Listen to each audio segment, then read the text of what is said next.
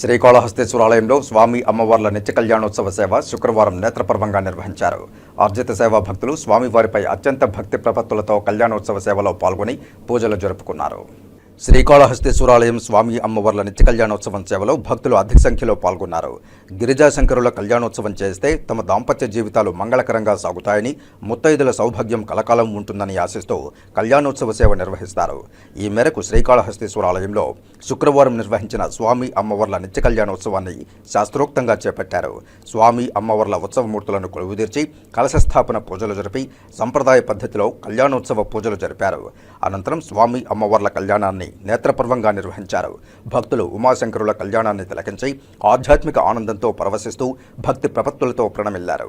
ఈ కార్యక్రమంలో వేద పండితులు Ardhagiri Swami, temple superintendent Nagabhushanam Yadav, temple inspector Sudarshan Naidu, ఆలయ అధికారులు పాల్గొన్నారు.